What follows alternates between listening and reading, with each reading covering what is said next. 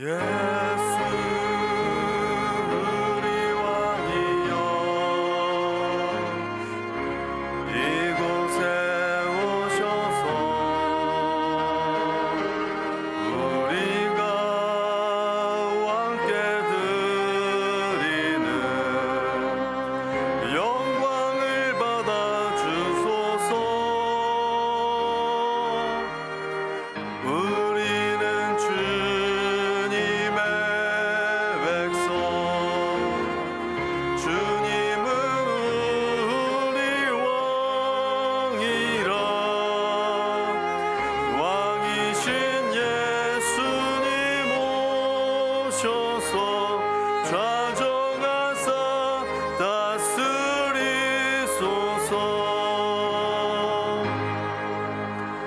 예수 우리 주시여 이곳에 오셔서 우리가 주께 드리는 찬양을 받아 주소서. 우리는 주님의 종들, 주님은 우리 주시라. 주 대신 예수님 오셔서 이 찬양을 받아 주소서.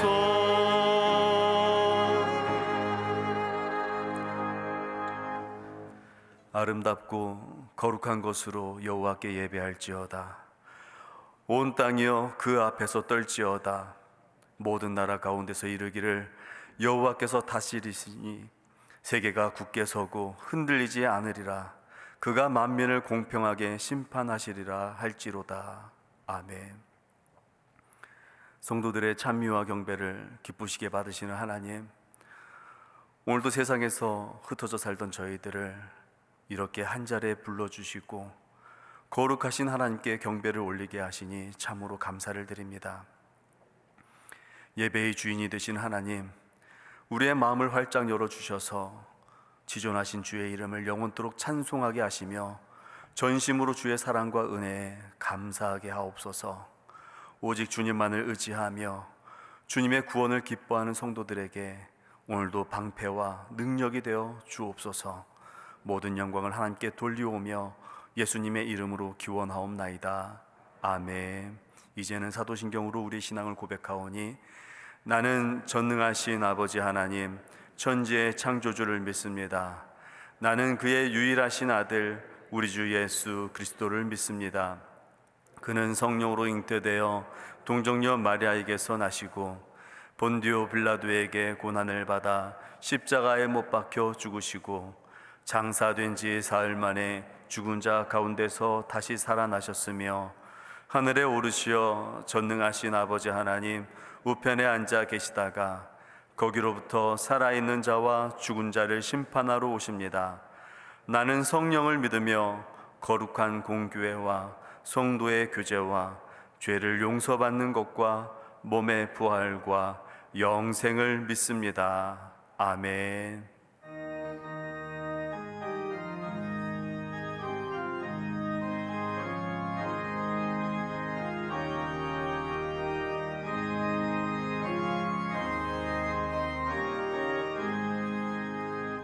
큰 죄에 빠진 나를 주 예수 건지사 그 넓은 품에 다시 품으신 은혜는 저보다 깊고 저 하늘보다 높다. 그 사랑 영원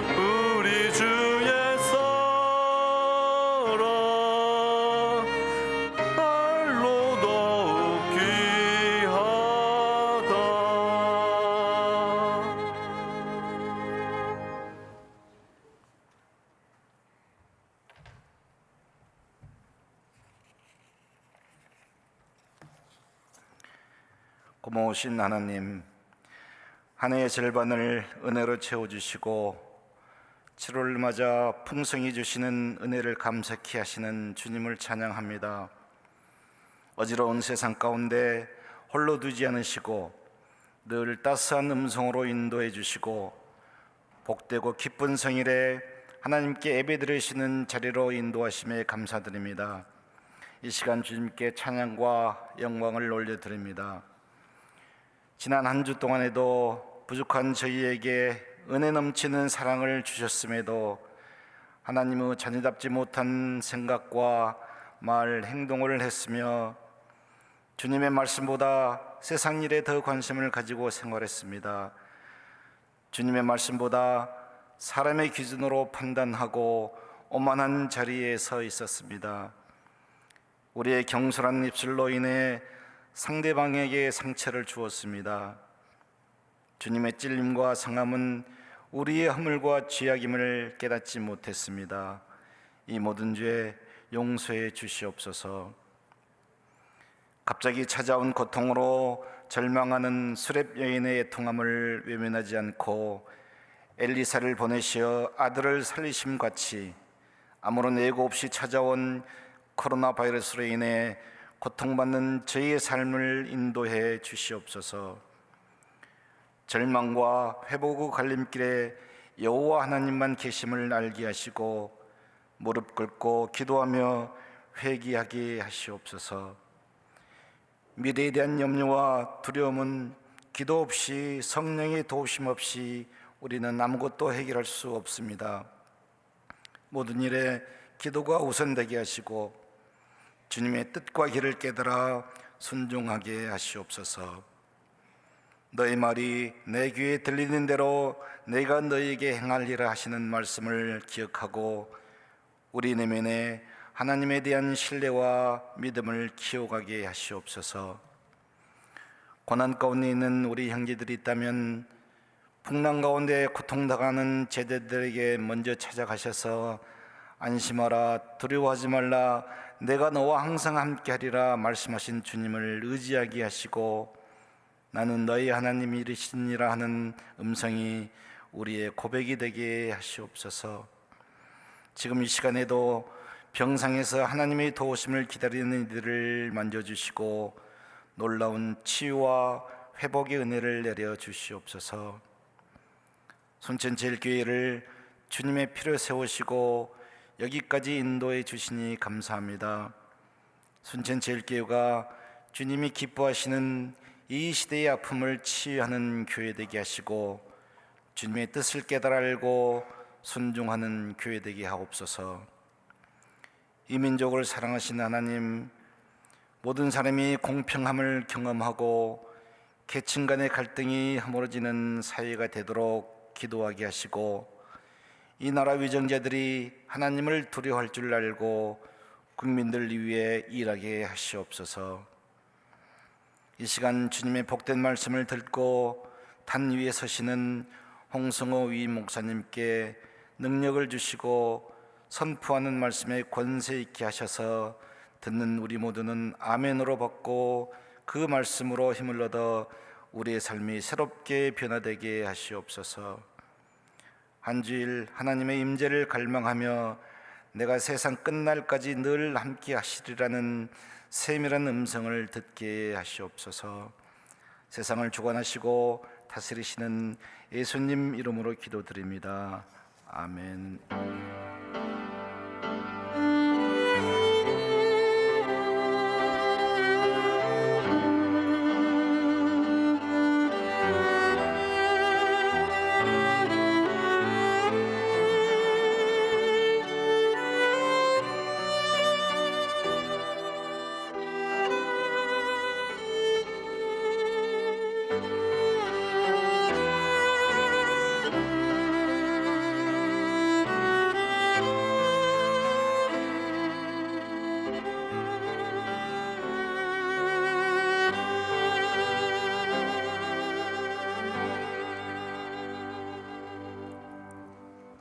오늘 우리에게 주신 하나님의 말씀은 신약성경 마태복음 13장 18절부터 23절의 말씀입니다.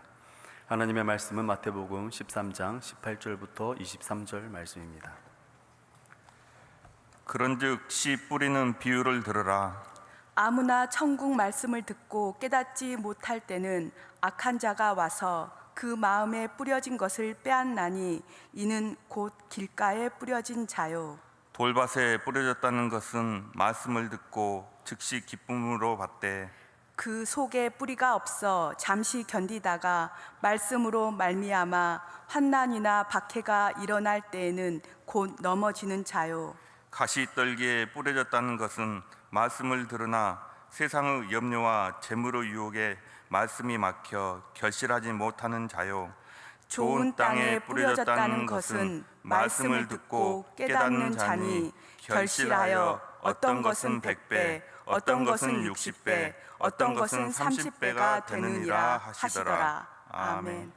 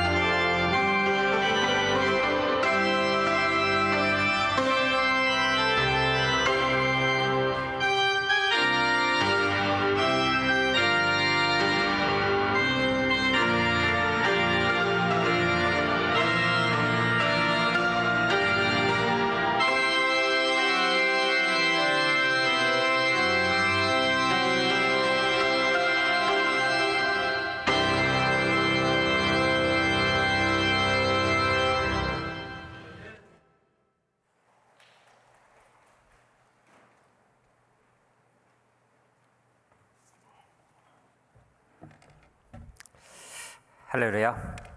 오늘도 주님의 날 예배자로 서신 여러분들 주님의 이름으로 환영합니다. 축복합니다. 특별히 온라인을 통해서도 우리 함께 예배하는데 여기 계시는 하나님, 거기 계시는 하나님, 동일한 하나님이신 것을 기억하면서 그 임마누엘의 하나님이 우리 앞에 어떤 분으로 서셨는지를 마음속에 새기시면서 오늘 우리에게 주신 하나님의 말씀 앞에 집중하는 그런 귀한 시간 될 수 있기를 바랍니다. 지난 수요일에 제가 그런 얘기를 해드렸었죠. 오늘 코로나19이 벌써 4달, 5달 이렇게 진행되다 보니까 우리는 그냥 막연한 두려움. 근데 도대체 뭘 두려워하는 걸까? 이런 생각을 해보게 됐습니다. 그도 그럴 것이 미국에서 지금 계속 하루에 5만 명, 6만 명, 그러면서 지난주 동안에 300만 명이 돌파를 했다. 확진자가 300만 명을 돌파했다. 그런 소식이 있었습니다. 그런데 그 말미에 소식을 전하면서 하는 이야기가 미국 전체 인구의 1% 이상이 드디어 감염이 됐습니다. 이렇게 얘기를 하는 거예요. 1%? 그러면 나머지 99%는요? 여전히 건강하게 자신의 삶을 살아가면서 그렇게 살아간다고 하는 거예요.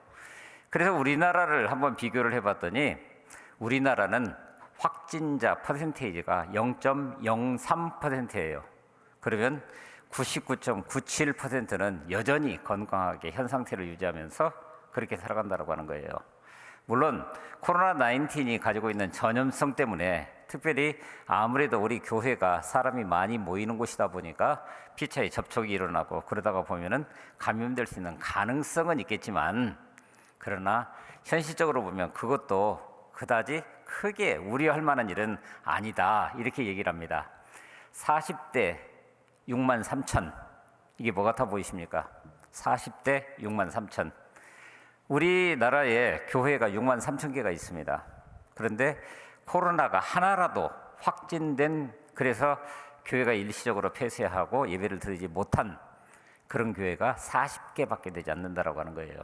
그러니까 우리가 막연한 두려움, 그러니까 뭔가 알고 그래서 우리가 적어도 하나님 앞에 선 그런 사람이라고 한다면 오늘을 지혜롭게 물론 방역 원칙을 따라서 사회적 거리두기를 하고 또 우리 스스로가 절제하고 그래서 다른 사람에게도 오늘 우리는 이렇게 산다라고 하는 것을 보여줄 수 있어야 하겠지만 그러나 하나님을 예배하는 일에는 우리가 과연 두려움으로 떨면서 또 우리 앞에 어떤 일이 어떻게 닥칠지도 모르는 그런 상황 가운데서 이렇게 살아야 될까 이런 생각을 해보게 됐습니다.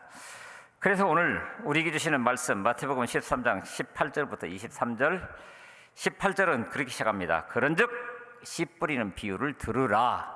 근데 저는 그것을 가로로 묶었습니다. 무엇을 들어야 될지 이 시간에 그것을 생각하면서 오늘 우리에게 주신 하나님의 말씀 앞에 집중하고 이것이 우리 삶을 새롭게 이끌어가는 귀한 능력으로 함께 할 수 있기를 간절히 바랍니다. 말씀을 시작하면서 오늘 아침에 단체 카톡방을 통해서 들어온 한 이야기가 있어서 여러분들에게 있는 그대로 소개해 드립니다. 세상과 고립된 농촌마을에 사제 한 분이 찾아갔습니다. 그가 하나님의 말씀을 전하자 몇몇이 귀를 기울이고 그러다니 당연히 교회가 형성되면서 세례를 받는 사람들이 생겨났습니다. 그리스도인들은 자주 모여서 서로 격려하고 하나님의 말씀을 읽고 그리고 함께 기도했습니다. 그런데 여러 해가 흐르고 사제도 세상을 떠났습니다. 그런데 그러자마자 마을 사람들이 놀랍게도 그동안에는 별 문제가 없었는데 그리스도인들을 대척하기 시작했다라고 하는 거예요. 그리스도인들은 고통받을 수밖에 없었고 그러므로 마을 사람과 잘 지내기를 위해서 무진 노력을 했지만 결국은 밀려나서 마을 외곽 언덕 위에 가장 척박한 땅만 겨우 차지하고 그렇게 살아갈 수밖에 없었습니다. 그러니 그들이 높은 밭에 물을 대려고 마을 우물에서 힘겹게 물을 길어 나르자 마을 사람들은 비웃고 때로는 돌을 던지고 박해가 더해져 갔습니다. 견디기 어려운 나날들이 계속되었습니다. 그래서 그리스도인들은 날마다 아침 기도를 하면서 과연 이런 문제들을 어떻게 해결해내야 될까? 그런데 어느 날 한 교우가 하나님이 내게 주신 해결책이라고 하면서 한 제안을 하게 됐습니다. 더 일찍 일어나서 자기들 밭에 물을 대기 전에 아랫마을 이웃들의 밭에도 먼저 물을 대주자라고 하는 것이었습니다. 모두가 매우 힘들고 어려운 일이라고 생각했지만 고민하며 함께 머리를 맞대고 기도한 다음에 다들 동의했습니다. 그리고 다음날 새벽 그리스도인들은 아침 일찍 새벽에 모여서 서로를 축복한 후에 밑으로 내려가 물을 기러 먼저 이웃의 밭에 물을 대기 시작했습니다. 마을 사람들은 그들이 하는 것을 보고 코웃음 쳤지만 차츰 침묵하면서 자기들의 물이 가득 담겨져 있는 밭을 바라보게 됐습니다. 그렇게 3주가 지나 그들이 이웃의 밭에 물을 대러 물동이를 가지고 내려갔을 때 그 이웃 중에 한 사람이 합류했습니다. 4주가 지나자 마을 사람 여러 명이 그들과 함께 했습니다. 6주가 지나자 마을 사람들 대부분이 그들과 함께 물동이를 졌으며 그리고 공동 기도하는 그 일에도 함께 참여하게 됐습니다. 그러면서 이제 마을 사람들은 이렇게 말하기 시작했습니다. 그리스도인들은 다른 사람에게 먼저 물을 대주는 사람이며 마음으로 서로 용납하고 받아들여주는 사람이다 라고 얘기를 했습니다. 세상과 고립된 그리스도인들이 왜 세상 사람들에게 배척을 당했을까요? 그 마을에서 보는 것처럼 그들은 자기들끼리는 서로 위에서 기도하고 서로 도왔지만은 이웃에게 관심이 없었기 때문이었습니다. 배척당한 후에야 그들은 자신들만 도우면서 살아가는 길바닥과 같은 교만한 마음을 버리고 매일 아침 함께 기도하는 일부터 시작했습니다. 그리고 그들은 자신들 밭에만 물을 대려고 했었던 돌밭에 이기적인 돌들을 하나씩 골라내고 먼저 이웃의 밭에 물을 대라고 하는 하나님의 말씀을 자신에게 주신 말씀으로 받아들였습니다.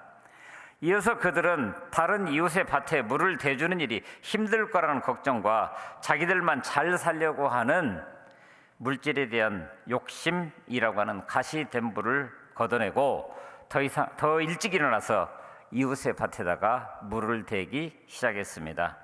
이윽고 그들 마음속에 하나님의 말씀이 싹이 텄고 자라지 못하게 하는 길바닥을 벗어나 돌과 가시덤불을 버리자 어느새 좋은 땅이 되어서 100배의 열매를 맺게 되었습니다. 거기까지입니다.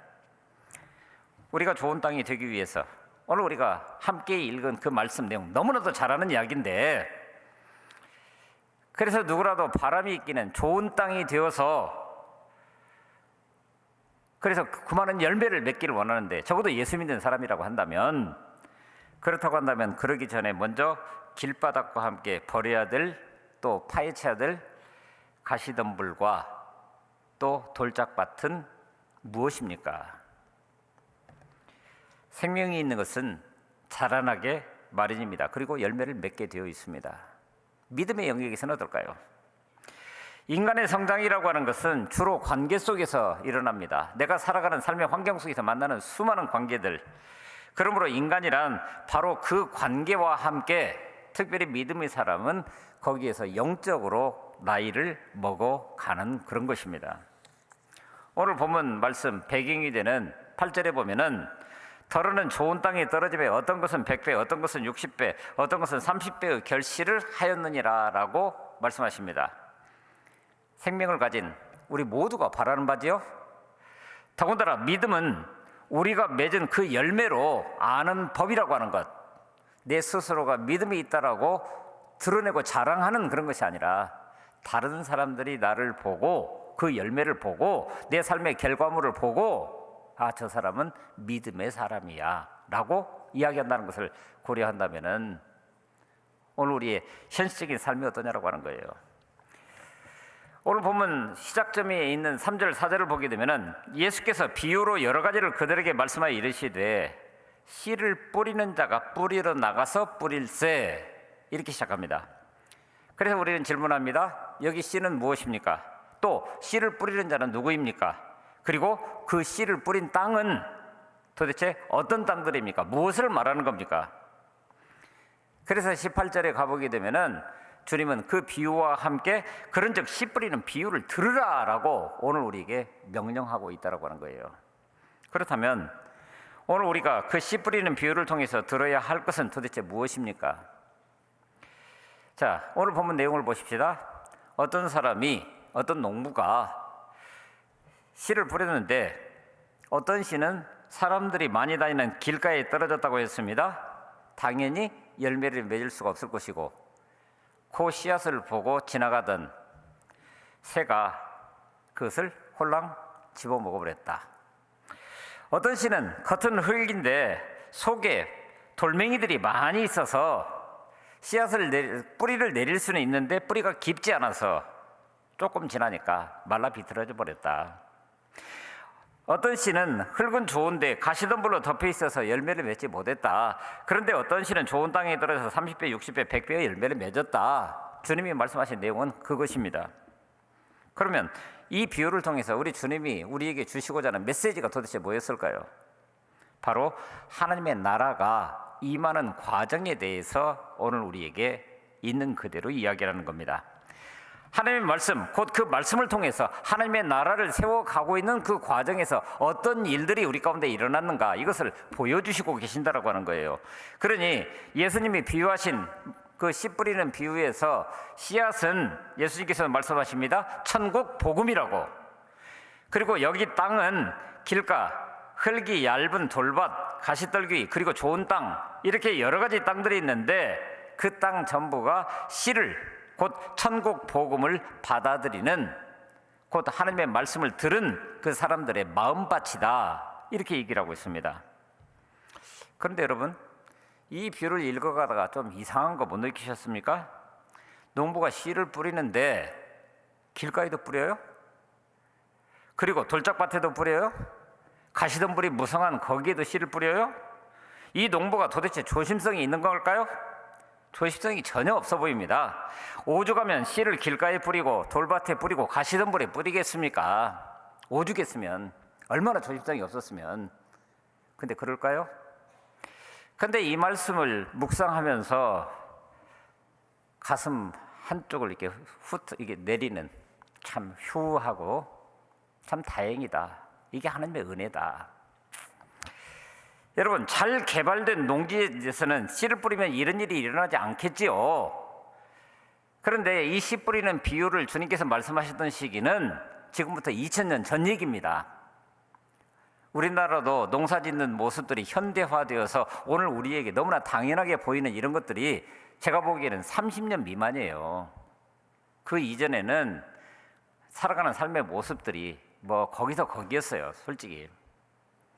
더더군다나 적과 꿀이 흐르는 땅이라고 하는 이 이스라엘이라는 나라는 얼마나 척박한 땅인지, 하나님의 말씀이 거기에 있었기 때문에 그 땅이 적과 꿀이 흐르는 땅이고, 하나님이 내가 너희와 함께 하겠다 하니까 그 땅이 적과 꿀이 흐르는 땅인 거지, 우리의 눈으로 인간적인 시각으로만 보게 되면은 그 땅은 버림받은 땅입니다. 빼짝 말라있는 땅. 그래서 몇 번을 말씀드렸죠? 이른 비 늦은 비를 적당한 때에 주시겠다고. 말씀을 듣고 지켜 행하면. 왜 구태여 말씀과 그 땅의 모습을 그렇게 대비해서 그렇게 말씀하셨을까요? 실제로 건교와 우기가 명확하게 구분되기 때문에 우기가 될 때야 겨우 쟁기질을 해서 씨를 뿌릴 만큼 비가 내리는 거예요. 많이 내리는 것도 아닙니다. 그러니 그 전에는 쟁기날이 들어가지 않을 정도로 딱딱하게 굳어서, 어쩌면 오늘 돌짝밭이라고 얘기를 하는데 바로 그런 상태, 돌이, 흙이 그냥 돌이 되어버린 그런 상태.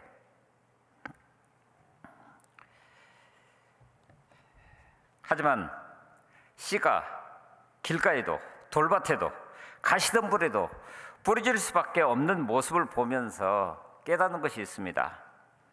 바로 하나님의 말씀이 좋은 땅과 좋은 마음을 가진 사람에게만 뿌려진 게 아니라는 거예요.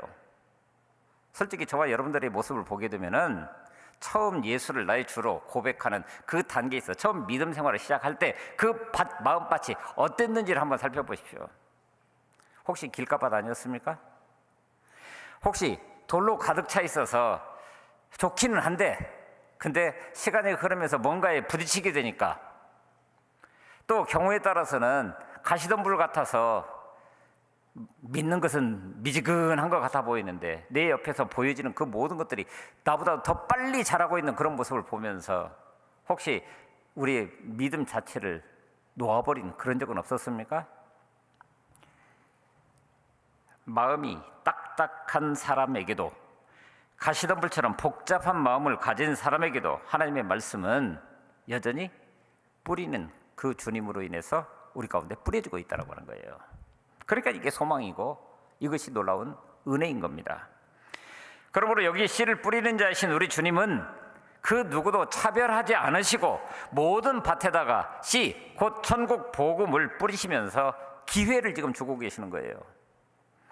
그리고 그 씨를 받는 밭에 따라서 열매를 다르게 맺었다. 이것이 오늘 본문의 이야기입니다. 여러분, 오늘 우리는 그래서 이 말씀을 바라보면서 우리 마음속에 새겨야 되는 것이 그것입니다. 말씀은 이미 우리 가운데 뿌려졌습니다. 그러면 열매까지 이어지는 과정 속에서 나타나는 모든 상황들은 그 밭의 시작부터 시작해서 그 다음에 줄기, 싹을 틔우고 줄기를 뻗어가는, 그리고 열매를 맺는 데까지 나아가는 모든 과정 중에 나타난 것은 결국 말씀을 받아낸 것 그 자체가 오늘 우리에게 있어서는 영적 전쟁이라, 이렇게 표현할 수가 있습니다. 정신 차리고 말씀의 마음의 문을 열지 않으면 어느 결에 사탄이 와서 우리 마음을 단단하게 만들어 버립니다. 경우에 따라서는 돌짝밭과 같아서 처음에는 좋은 것 같아 보이는데 조금 시간이 지나면 자꾸 의심이 생기고 불안해지고, 말씀이 어려워서가 아니라 오늘 우리의 생각이 복잡하게 되는, 그게 더 큰 문제라고 하는 거예요. 하지만 여전히 희망은 있는 겁니다. 왜냐하면 오늘 우리가 씨를 뿌릴 때 좋은 밭에다만 뿌린 것이 아니라 가능성만을 바라보고 그 씨를 뿌림으로 인해서 길가에도 떨어지고 또 가시덤불에도 또 돌짝밭에도 떨어졌다라고 하는 그 자체가 가능성이 있는 거예요. 한마디로 말하면 원래부터 그런 땅은 없었다라고 하는 거예요. 보실까요? 첫 번째 씨앗, 길가에 떨어졌습니다. 주님은 말씀하십니다. 19절 설명하면서 그 길가에 떨어졌다는 것이 무엇인지를 설명해 줍니다. 제가 표준 세번역으로 읽어드립니다. 누구든지 하늘나라를 두고 하는 말씀을 듣고도 깨닫지 못하면, 들었다는 거예요. 그러나 깨닫지 못하면 악한 자가 와서 그 마음에 뿌려진 것을 빼앗아 간다. 길가에 뿌린 씨는 그런 사람을 두고 하는 말이다. 여기 길가는 사실은 처음부터 길가가 아니었습니다. 오늘 우리도 경험하는 것처럼 지금 우리 현 상황에서 여러분들 지금 우리 교회가 서 있는 이 위치만 보더라도 처음부터 길이 이렇게 사통팔달로 뚫려 있었습니까? 제가 2005년도에 부임했는데 2007년이 될 때까지 바로 교회로부터 호반 아파트로 가는 그 길은 세워져 있지 않았습니다. 그래서 집에서 사택에서 여기 교회까지 오는 동안에 논길을 따라서, 논뚝길, 밭뚝길을 따라서 이렇게 왔던 경험이 있어요. 차가 다니지 않았습니다. 뭐죠? 사람이 필요에 의해서 쉽게 가기 위해서 내가 편하니까, 그렇게 해서 그 길을 어떤 사람이 그냥 가로질러서 갑니다. 그러면 다른 사람들이 그 발자국을 보고도 똑같이 막 지나가는 거예요. 그러면 그게 길이 되는 겁니다. 그럼 뭐가 되죠? 수많은 사람들의 손을 타다가 보니까 이 사람이 자기를 방어하기 위해서 그 마음을 단단하게 만듭니다. 그렇죠? 스스로가. 하지만 우리가 알고 있는 것처럼 길이 되기 전에 그 밭의 상태 어땠을까? 그러므로 단단한 겉을 걷어내면은 바로 속에는 부드러운 흙이 있어서 원래 그 씨를 받아들일 수 있게 되어 있었습니다. 두 번째 씨가 떨어진 땅은 흙이 얇게 덜핀 돌짝밭입니다. 그래서 20절과 21절을 표준 세번역으로 보니까 또 돌짝밭에 뿌린 씨는 이런 사람이다. 그런 말씀을 듣고 곧 기쁘게 받아들이긴 하지만 그 속에 뿌리가 없어서 오래가지 못하고 그 말씀 때문에 환난이나 박해가 일어나면 곧 걸려 넘어진다. 이스라엘의 땅은 겉은 흙으로 덮여 있지만 땅 속에는 돌들이 참 많이 있었습니다. 마치 우리나라의 강원도 같은 그런 땅입니다. 강원도에 아버지를 따라서 조금 몇 년을 살았던 적이 있었는데 그때 농사 짓는 것을 보면서 참 재미있는 것을 느꼈습니다. 돌이 얼마나 많은지 그 돌을 다 골라낼 수가 없습니다. 그러니 심을 수 있는 것은 뭡니까? 옥수수밖에 없습니다. 그런데 옥수수를 심는데 밭 갈 필요도 없습니다. 그냥 지나가면서 막 작대기로 쿡 찍어서 구멍이 생기면 거기다 뿌리는 거예요. 그냥 옥수수 몇 알씩. 그러고 지나가는 거예요. 돌을 치울 염두도 못 냅니다.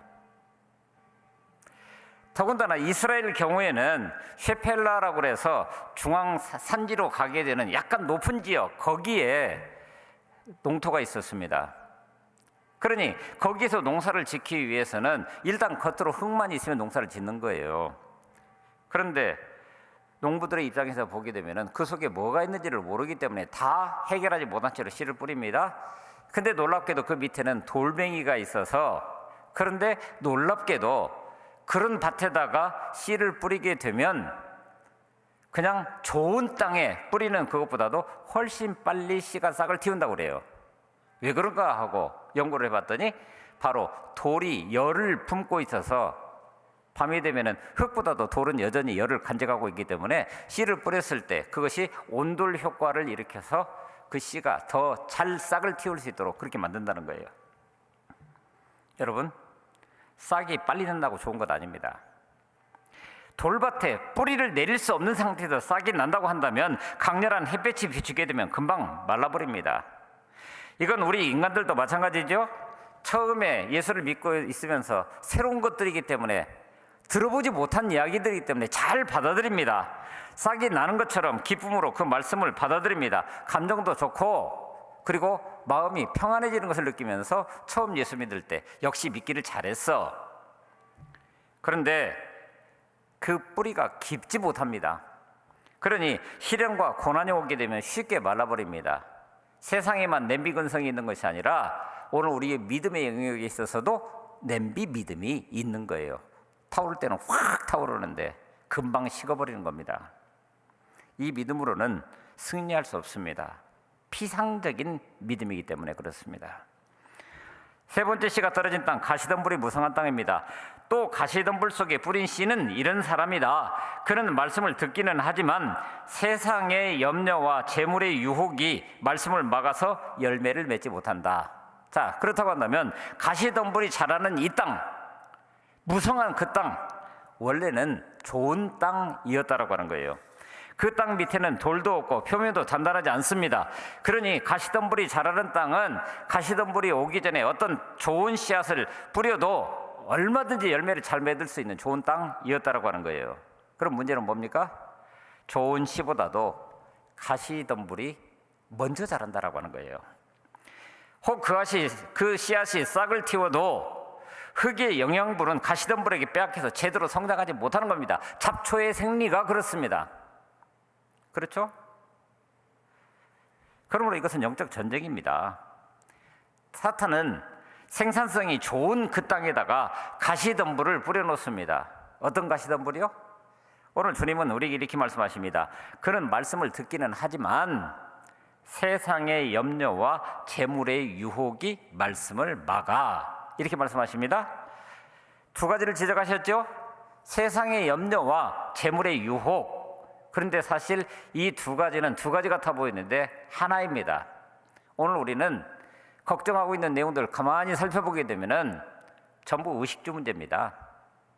그렇죠? 우리 아이들의 장래입니다. 또 나이가 들어가면서 이제는 건강 문제가 또 문제가 됩니다. 살만하니까 모든 게 지금 우리 현실이 그렇다는 거예요. 그러니 여기서 문제는 뭐냐면은 우리가 염려하고 걱정하는 속도는 말씀이 마음에 임하는 속도보다도 비교할 수 없이 빠르다라고 하는 거예요. 왜 그렇습니까? 마찬가지로 재물, 그냥 돈의 유혹도 마찬가지입니다. 하나님의 말씀이 내 안에서 열매를 맺는 속도보다도 돈에 대한 유혹이 더 빨리 우리 마음속에 자라나게 되면은 그것이 바로 가시덤불처럼 오늘 우리가 말씀으로 받은 그 말씀이 자라나서 내 삶으로 열매를 맺을 수 없도록 자꾸 막아선다라고 하는 거예요. 왜 그렇습니까? 하나님의 말씀은 우리가 모든 생물들이 그러듯이 자라가는 과정은 너무나도 느리게 성장을 합니다. 그래서 눈에 확 띄지 않아요. 그러나 하나님의 말씀을 끊임없이 들어가면서, 그래서 오늘 우리는 주일 예배를 한 번만 나오는 것으로 오늘 우리의 믿음이 다 됐다라고 생각하시면 크나큰 오산입니다. 왜요? 여러분들 주일날 예배 참여하면서 말씀을 듣는 시간 길어야 30분입니다. 그러죠? 그러면 그 시간을 제외하고 우리의 현실적인 삶 가운데서 우리가 말씀을 들을 수 있는 기회가, 그러므로 내 마음속에 그 씨앗이 떨어질 기회가 그 시간이 얼만큼이나 됩니까? 그러니까 수요 기도에도 나와야 하고 새벽 기도에도 나와야 되고, 특별히 주님의 몸된 교회를 위해서 아름답게 섬긴다라고 그렇게 작심하고, 그래서 많은 사람들의 표를 얻어서 소위 항존직분에 이르신 이런 분들도 오늘 우리의 신앙하는 모습이, 말씀을 듣고자 오늘 우리가 어떤 모습으로 서고 있는지, 특별히 온라인 예배가 이제는 정규화 되어버린 이런 상황 가운데서 주의 전을 사모하면서 나온다라고 하는 그 자체가 오늘 우리에게는 굉장히 중요한 일이 되어버렸고, 그런데 놀랍게도 역설적이게도 이것이 바로 하나님의 은혜 가운데 거하게 되는 첫걸음이라고 하는 거예요. 오늘 우리 현실적인 삶이 그렇습니다.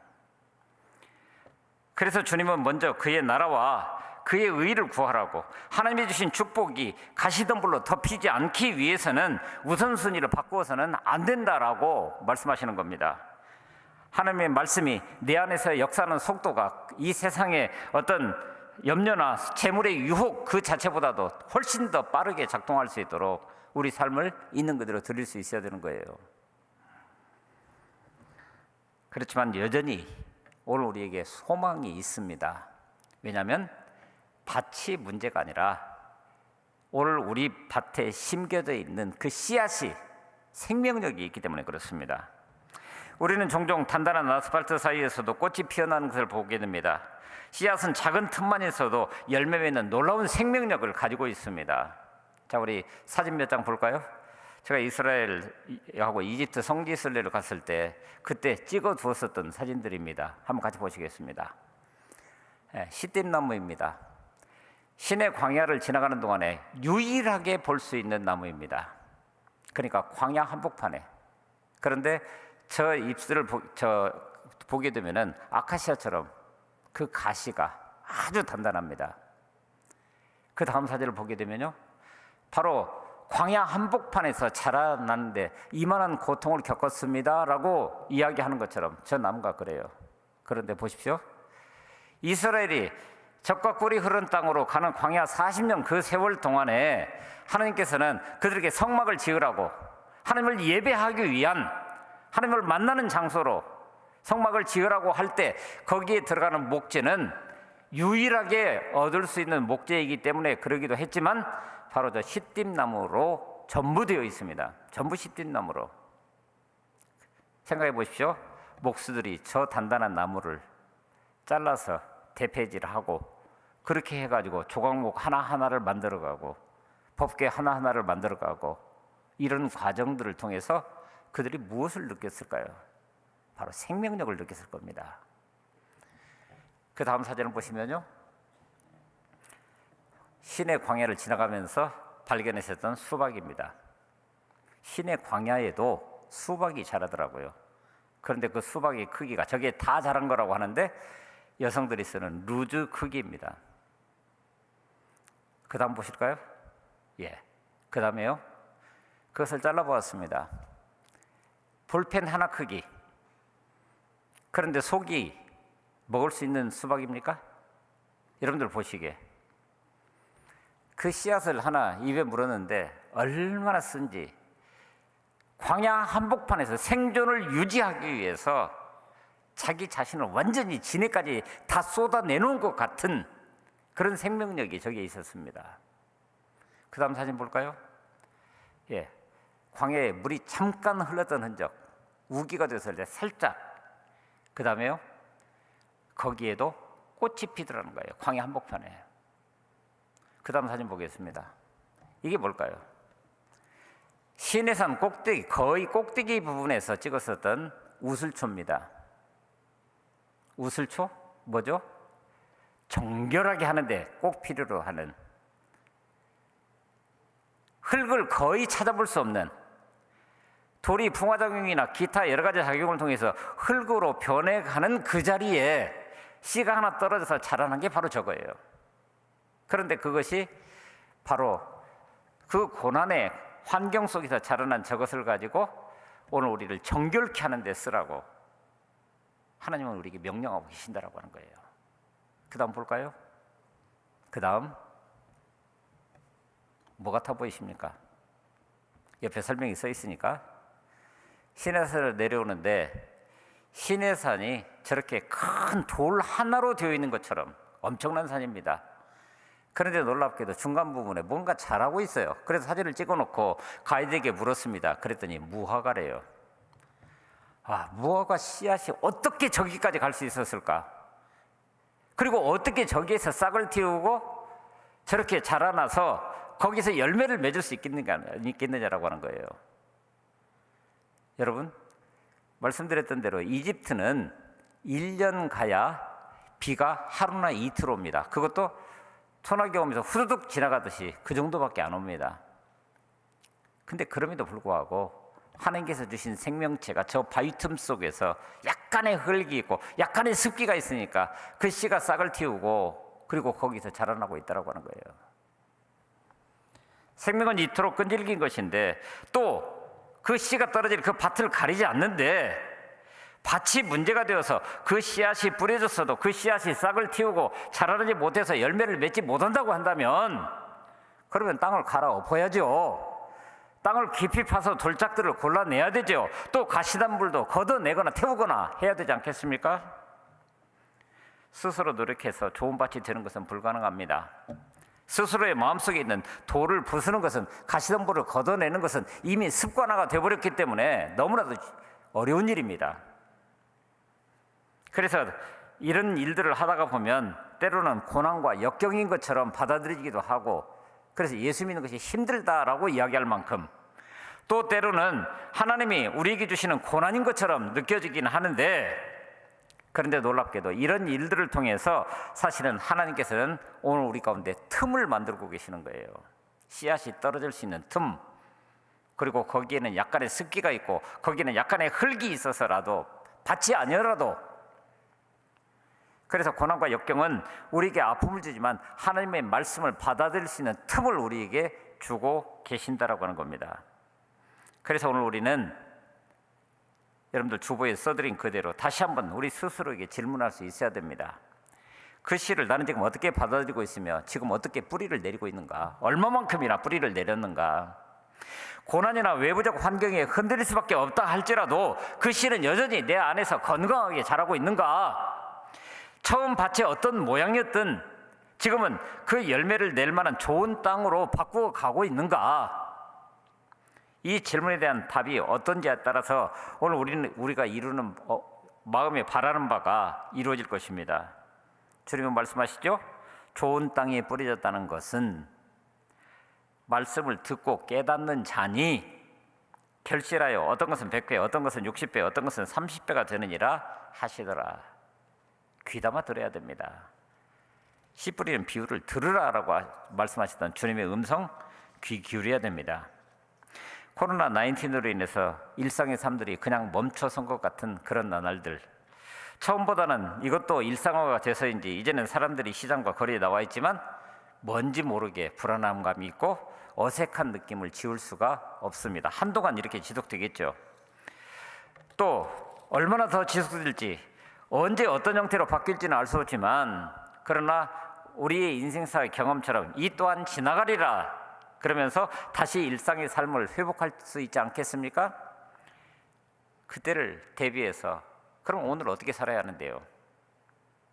코로나 비포와 애프터, 확연히 다른 삶이 이루어질 거라고 얘기를 하는데 어떻게 살아야 할 것인지. 운동 선수들은 시합을 앞두고 최소 1-2시간 전에 나와서 스트레칭이나 가벼운 준비 운동을 합니다. 준비 운동 없이 갑자기 경기에 임하면 부상할 위험뿐만 아니라 소위 몸이 다 잘 안 풀려서 시합에 제대로 임할 수 없는 것은 말할 필요도 없습니다.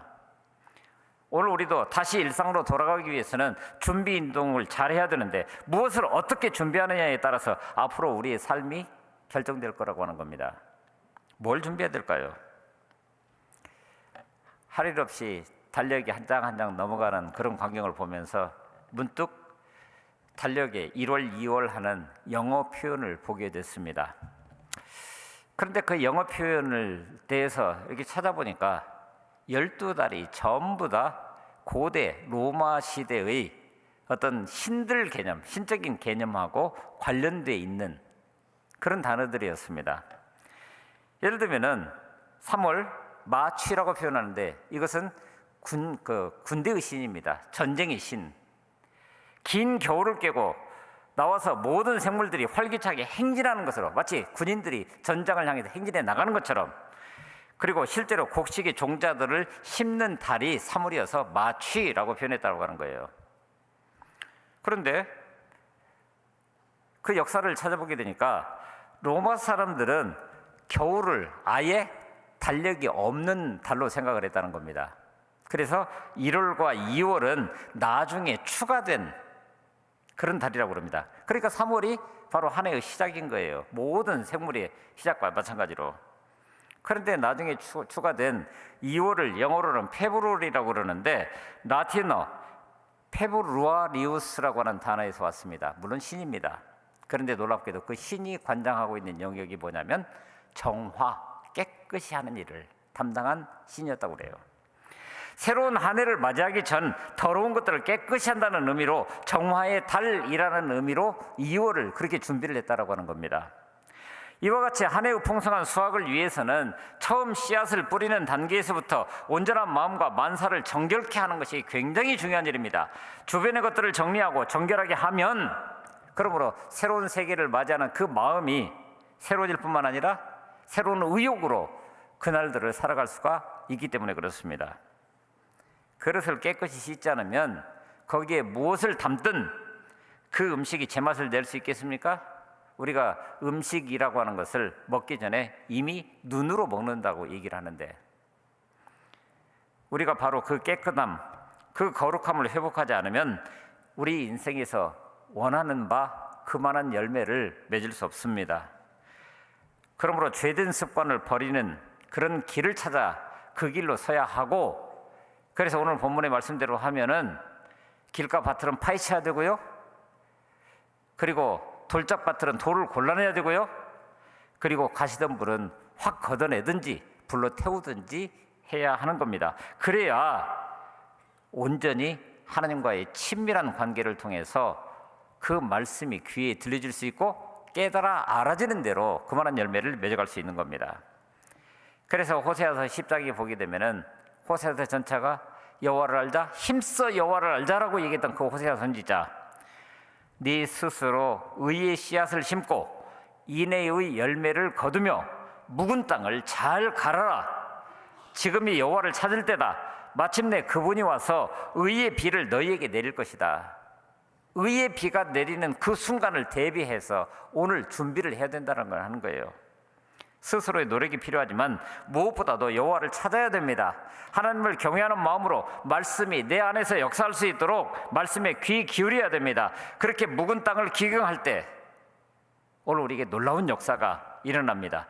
길가와 같던 그 마음이 부드러워지고 돌밭에 있던 돌들이 부서지고 가시던 불이 불태워지고 또는 파헤쳐짐으로 인해서 우리 마음에 말씀의 씨앗이 떨어져서 그제서야 30배, 60배, 100배의 결실을 얻을 수 있기 때문에 그렇습니다. 여러분, 포기하지 마십시오. 삶이 이미 정해져 있는 사람은 아무도 없습니다. 스스로가 열매 맺는 좋은 흙이 될 수 있는 가능성 열려 있습니다. 한번 시도했다가 실패했다면 그것은 그 일에 실패한 것이지 인생 자체가 실패한 것 아닙니다. 그러므로 실패는 바로 그 다음을 향한 새로운 길을 여는 중요한 한 방편일 수 있습니다. 사실 우리의 믿음의 사람들에게 있어서는 시작과 끝은 우리에게 속한 영역이 아닙니다. 그래서 잠언서에서는 우리가 계획하고 뭔가 일을 도모한다 할지라도 그 열매를 이루시는 분이 누구시라고요? 그리고 우리 주님은 더더군다나 나는 알파와 오메가라고, 시작과 끝이라고 분명히 말씀해 주셨습니다. 더군다나 그 주님은 어떤 목사님이 쓴 글에 보니까 끝 마무리의 귀재라 이렇게 표현을 했습니다. 끝 마무리의 귀재. 한번 보십시다. 밤이 새도록 수고했지만 물고기 한 마리 잡지 못한 베드로 허망함으로 그물을 씻고 오늘 밤에나 어떻게 해보지. 그런데 그때 주님이 베드로를 찾아오셨습니다. 여러분, 만약 베드로가 그날 아침 평상시처럼 만선의 기쁨을 누리면서 콧노래를 흥얼거리고 있을 때 주님이 거기 오셨다고 한다면 베드로가 주님을 정말 알아볼 수 있었을까요? 주님이 말씀하신 그대로 다시 나가서 그물을 던졌을 때 그물이 찢어질 만큼 그때 그는 주님 앞에 엎드리면서 비로소 나의 실체를 바라보면서 주님, 나를 떠나십시오. 나는 죄인입니다. 주님을 감당할 수 없습니다. 그러나 주님은 바로 그에게 말씀을 심어주시면서 이제는 어부가 아니라 사람을 낚는, 물고기를 낚는 어부가 아니라 사람을 낚는 어부가 되게 하겠다라고. 그래서 그 결과로 오늘 저와 여러분들이 그 열매로 지금 여기 있는 것 아닙니까?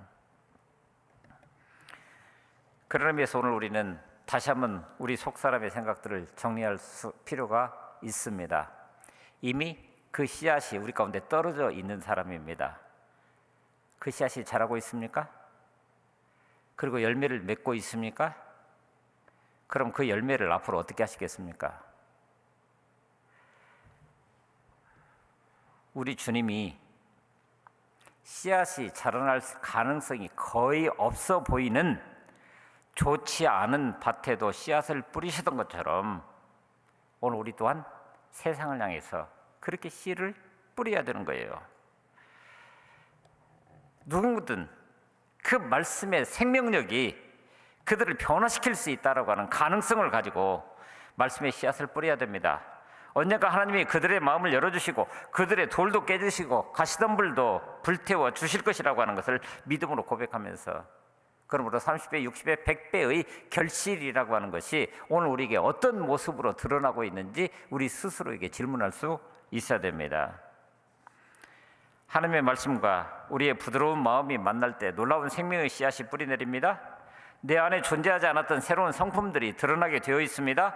바로 갈라디아서 5장에서 사도 바울이 얘기했던 성령의 9가지 열매가 맺어지기 시작하는 것입니다. 이것은 놀라운 축복입니다. 포기하지 마십시오. 열매 맺는 좋은 흙이 예비 뒤에 있음을 믿음으로 고백하면서 이제 그 열매를 드릴 수 있어야 되는 거예요. 오늘 씨 뿌린 비유에서 본 것처럼 오늘도 여전히 주님은 천국 복음의 씨앗을 우리 같은 사람들에게 뿌리고 계십니다. 그러므로 그 누구보다도 먼저 받은 그 씨를 이제는 또한 세상을 향해서 우리가 뿌려야 하지 않겠습니까? 그러므로 기대를 가지고 마지막 때가 되었을 때 또 다른 열매를 거두어 드릴 준비가 되셨습니까? 그래서 이렇게 묻고 싶습니다. 옆에 계신 분들에게 영어 표현이지만 한번 말씀해 보시겠습니까? Are you ready? 준비되셨습니까? Are you ready? 준비되셨습니까? 그렇게 된 줄로 믿습니다. 우리 믿음의 고백을 있는 그대로 올려드리면서 이제 우리 다 함께 일어나 하나님 앞에 찬양하겠습니다.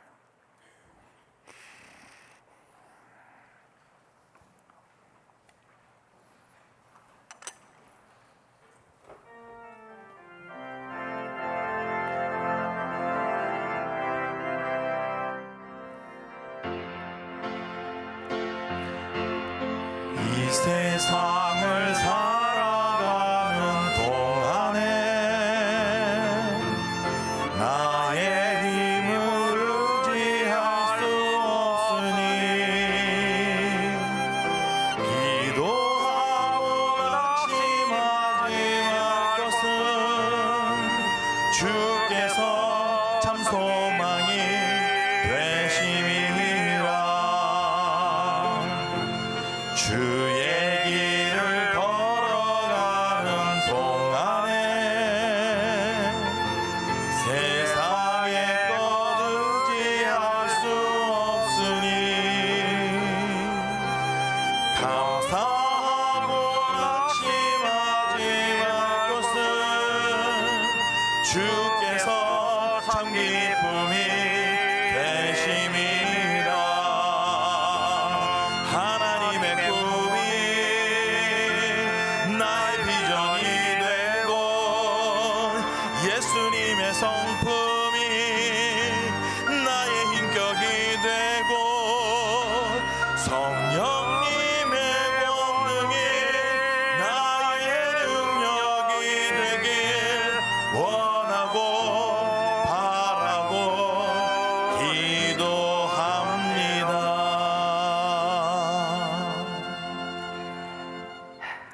우리에게 말씀의 씨앗을 주셔서 하나님의 나라가 임하는 것을 경험하게 하시니 감사합니다. 하지만 아직도 우리 마음속에 길가와 같이 단단한 마음이 있습니다. 겉은 믿는 것 같아 보이지만 속에는 단단한 돌멩이들이 가득 들어있는 그런 상태인 것을 압니다. 이 세상의 걱정과 재물의 유혹 앞에 흔들리는 가시덤불이 오늘 우리의 삶을 엄습하고 있습니다.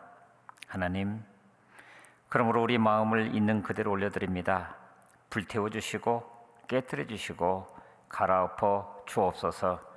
그러므로 말씀이 임할 때마다 우리의 심령 속에 자라나는 은혜와 열매 맺고 뿌리 내리는 놀라운 역사를 허락하여 주옵소서. 먼저 그의 나라와 그의 의의를 구하는 그런 마음이게 하여 주시옵소서. 비록 우리의 삶의 현장은 코로나19로 인해서 모든 것이 알 수 없는 불안감으로 가득 차 있고 거기에 덮친 경제적인 어려움으로 인해서 우리 모두가 고통하고 있는 이런 속에서도 그러나 하나님께서 우리에게 주신 말씀이 오늘 우리의 앞길을 열어가는 새로운 길인 것을 기억하면서 미래의 소망으로 새 힘을 공급해 주심을 감사하는 가운데 오늘 이렇게 주님 앞에 서서 오늘 우리가 가진 것들을 하나님 앞에 있는 그대로 올려드립니다. 허락하신 모든 것 하나님께서 주신 것이라고 하는 고백과 더불어서 그 중에 따로 구별하여 하나님께 드리고 나머지 것들을 하나님의 마음을 따라 이 땅 가운데 또한 그에 합당한 쓰임이 있는 그런 나날들이 될 수 있도록 인도해 주시길 원합니다. 변함없이 11조를 예물로 드리는 자녀들이 있습니다. 이렇게 드리는 그 예물이 십자가 강물되어서 구원을 열망하는 세상에 생명수가 되기를 바라면서 드리는 저들의 가정에 요셉 가정같이 담장을 넘는 축복으로 함께하여 주시옵소서.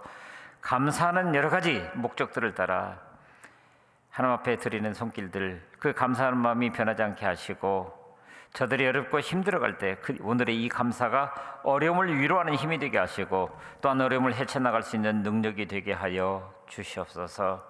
그 외에도 여러 명목으로 드리는 그 헌금들 가운데 하나님 함께 하시고 드린 손길들 위에 복의 복으로 번성케 하고 번성케 하는 역사로 더해 주시옵시며 그러므로 오늘 우리가 이 땅을 살아갈 그때에도 분명한 가치 기준을 가지고 저희 생명이 물질에 많고 적음에 있지 않으며 명예의 높고 낮음에 있지 않음을 깨달아 알게 하시고 그러므로 하나님의 말씀이 내 마음속에 뿌려졌을 때에 이것을 잘 간직하며 이것이 싹을 틔워서 줄기를 뻗어내고 마침내 그 가지 끝에 열매가 맺히는 데까지 오늘 우리 자신을 그렇게 있는 그대로 올려드릴 수 있는 은혜가 나날이 풍성할 수 있도록 인도하여 주시옵소서.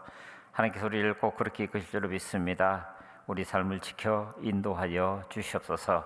우리 구주 예수 그리스도의 이름으로 간절히 기도하옵고 이제는 우리 구주 예수 그리스도의 은혜와 아버지 하나님의 언제나 신실하신 그 사랑과 성령님의 인도하시며 교통하심이 오늘 우리 마음밭에 들어진 그 씨앗들을 아름답게 간직하고 싹을 틔워 가지를 뻗어 열매를 맺는 인생을 통해 세상 가운데 또한 그 씨를 뿌려 새로운 기대를 가지고 열매를 거둬들여가는 그런 삶이 오늘 우리가 되기를 원하는 그런 마음으로 우리 모든 성도들 삶의 현장으로 나아가는 바로 그 순간순간들 위에 그 가정과 일터와 자녀들 위에 피로 값주고 사신 주님의 공동체 우리 교회 위에 이제로부터 영원토록 함께 하옵시기를 간절히 축원하옵나이다.